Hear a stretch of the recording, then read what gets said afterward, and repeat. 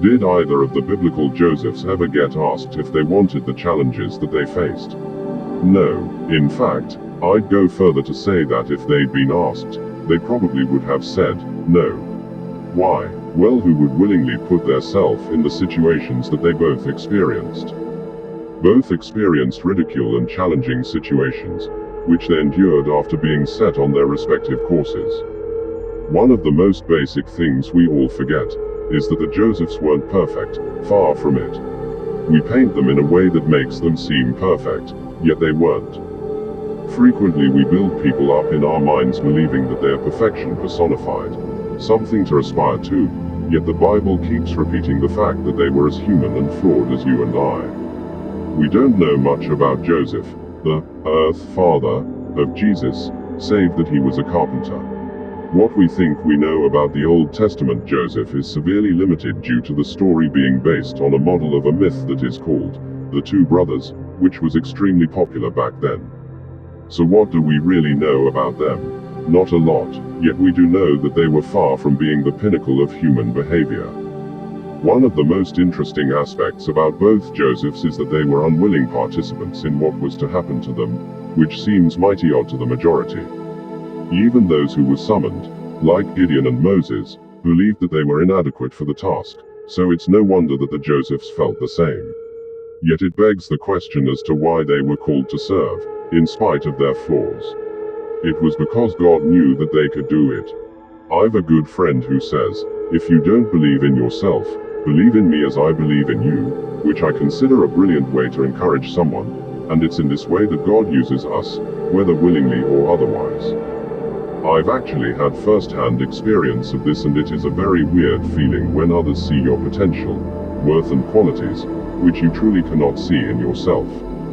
With me, from a personal point of view, I didn't know how to react, act or feel, and it felt mighty weird for a long time, until I recalled a promise of God, one made to me, a long time ago.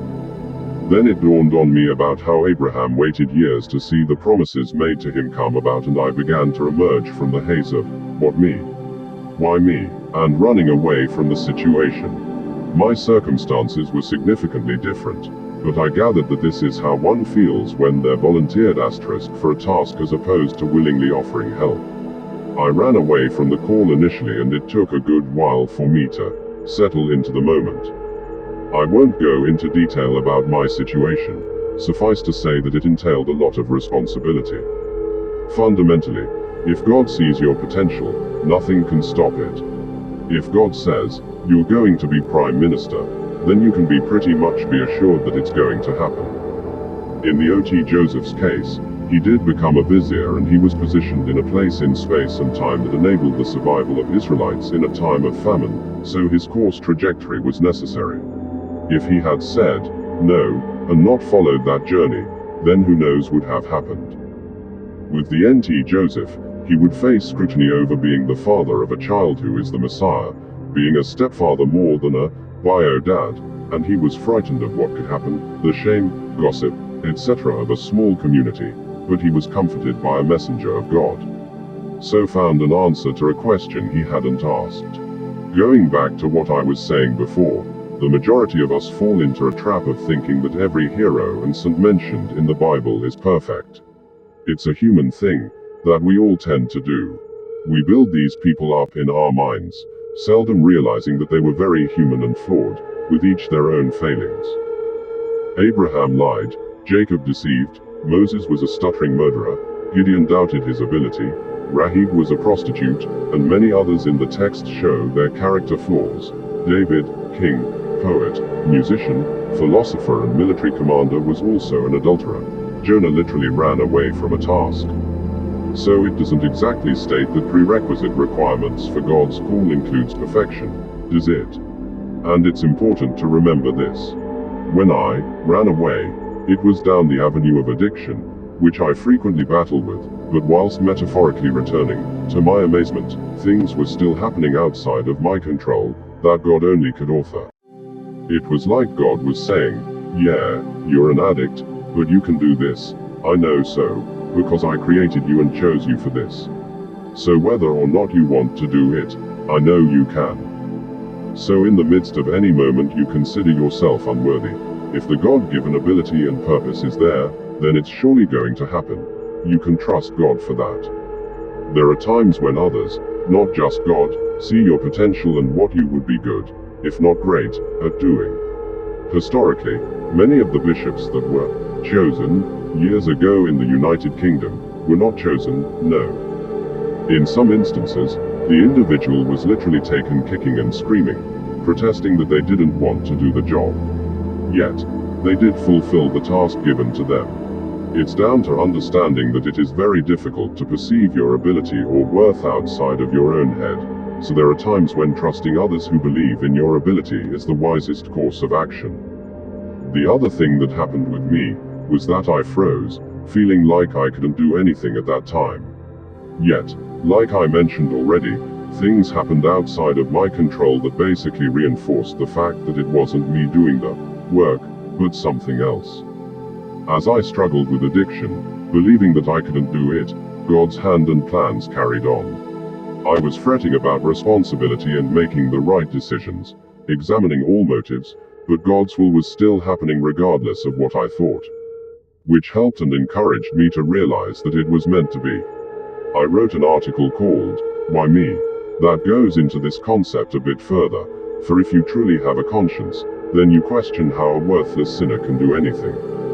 And this is why you should remember that it's not you doing it, it's God.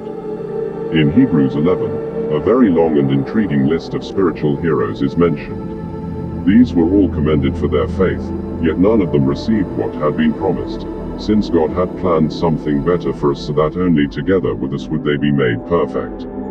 The writer says of these heroes of faith, incredible to think, but true, that God has planned something better for us so that collectively we will become perfect. It doesn't say, until you are perfect you can't do X, Y or Z asterisk, no, it says nothing of the sort. It's very worthwhile remembering this. Are you a Joseph? Have you been called? Do you feel the draw of something bigger? Then this article is for you, because no matter how much one protests, declines the offer, fights against it, runs away from it or whatever to avoid the task, if it's of God, nothing will stop it. Consider a major turning point in the Acts of the Apostles, where the followers of the way were being persecuted and questioned. At one point a character named Gamaliel basically says, look, if it's of God's will then it'll happen. If not, it'll die out, fade away into nothing, Acts 5:34-40, and this is precisely the point. Any selfish endeavor will surely be proved as such, but a purpose greater than you could ever conceive, will only ever be fruitful with God's approval and positioning. Regardless of either of the Josephs saying, no, none of the testimonies and events would have occurred without God's permission, His will, His authority and authorship, for it is only of His will that anything can ultimately be done. If you're reading this, feeling that you could never aspire to doing anything classed as mighty or great, then think again, for if God wills it, then surely it will come to pass, for you are merely an agent of change under the auspices of God alone. It's God doing the work, not you, and in this way the yoke is indeed easy to bear. Remember this, for yes, you, a worthless sinner, are redeemed and claimed useful in the eyes of God, as He deems it so, regardless of what inadequacies you believe you have.